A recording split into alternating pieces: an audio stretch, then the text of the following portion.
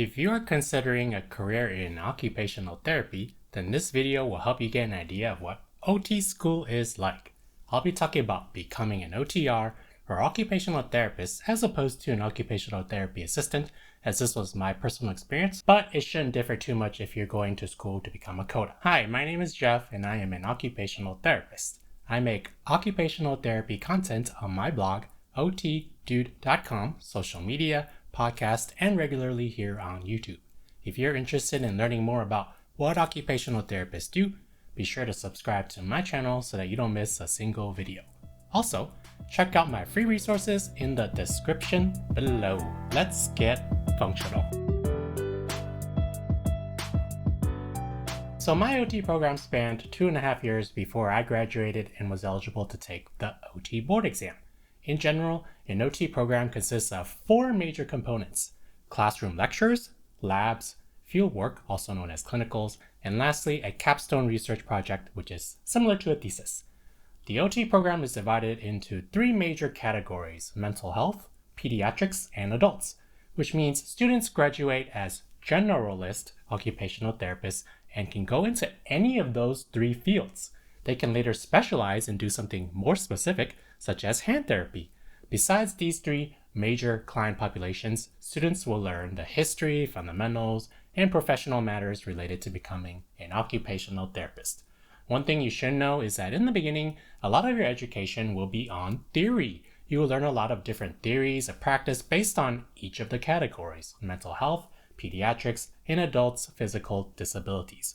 One thing students may often get frustrated by is why there is so much theory and not so much hands-on learning on specific skills as they would like anyways. But as occupational therapy can be thought of as a profession where science meets creativity, theory is very important because it provides a strong foundation for when you practice as an occupational therapist. For example, when I was in OT school, COVID-19 was non-existent.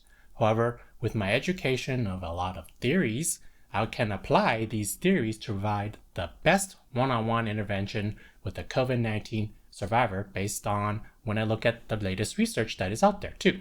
I can use my critical thinking skills to separate the fact from fiction using theory too. This is what makes occupational therapy different than, say, an aide or another therapist in terms of application when it comes to working with clients in their scope of practice. Another thing you should know is that there will be a lot of group work.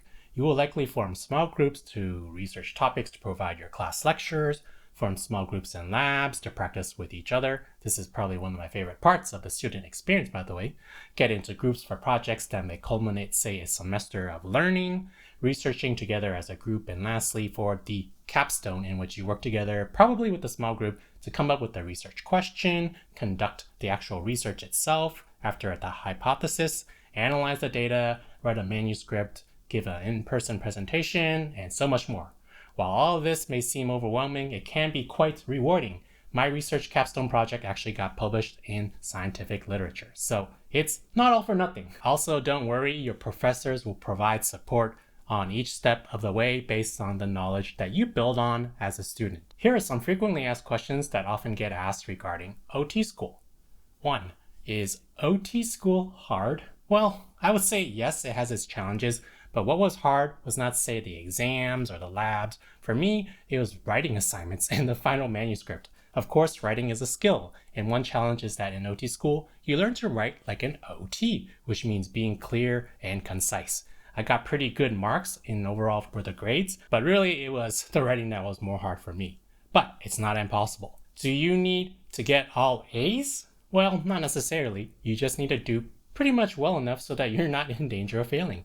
This is all based on your personal work ethic, but I feel like many OT students tend to be overachievers anyways, so don't worry just about the grades, but enjoy your time with your peers, have fun outside of school, and build relationships that will last with your friends, peers, other cohorts, and your professors. Do students often drop out? I would say probably once in a while, but it may or may not be due to academic reasons. In my class, only 2 students dropped out, likely due to non-academic reasons. The rest of us did really well. In fact, all of us passed our board exams, so don't worry about that. Can you work during OT school? Definitely, at least part-time anyways. Nowadays, you can easily find gig work with things like Uber or DoorDash if you need to find a quick buck. A popular option is babysitting with websites like care.com. If you don't desperately need to work, I always recommend building your skills in ways that you can use it to complement being an occupational therapist. Say photography, coding, web design, business, marketing, that kind of thing. It was thanks to these skills that helped me to start ot.dude without much consulting with other professionals, and I learned a lot of these things on my own, actually for free, just right here on YouTube, or from reading books, such as from the library. If you are into entrepreneurial things like starting an Etsy shop though, I would say do your research first and don't rush into it because you don't want to get in trouble with things like copyright law or taxes. Can I have a child during OT school? I would say wait if possible, because while school can be quite accommodating and it's not actually the workload that's hard, it's more of the scheduling. Every student, for example, will get a unique fieldwork placement, and you may have a strict attendance policy for fieldwork that you cannot miss too many days, or you may either need to make it up or you may get dropped from the program altogether if this happens too much. So plan ahead in terms of family planning and keep your professors definitely in the loop. Don't expect too much when it comes to changing schedules to accommodate for childcare, for example. Just read the policy and plan ahead. Is OT school worth the tuition? Well, this depends on your situation and how much you can really afford. Yes, I'm aware that many students will need to take out loans, which are really, really big numbers that may take years to pay off. However, the OT job market is growing and there are many settings that you can go into. If you work, say, per diem or kind of as needed, you may earn a higher per hour salary, also called a differential. There is also loan forgiveness and scholarships. Yes, some students may not get a job right away, but this may be due to other factors such as your location or even like COVID-19. With the pandemic, many places have stopped hiring temporarily. So I recommend you look at your expenses, how much you have saved up, how much actual OTs or OTAs earn in your area, how long does it take to pay back, your spending habits, big life expenses coming up such as house, cars, children, that kind of thing, getting married.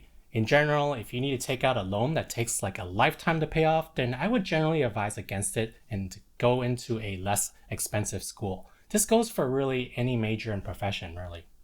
Last question is, should I do OT or some other profession like PT, speech, child psychology, etc.?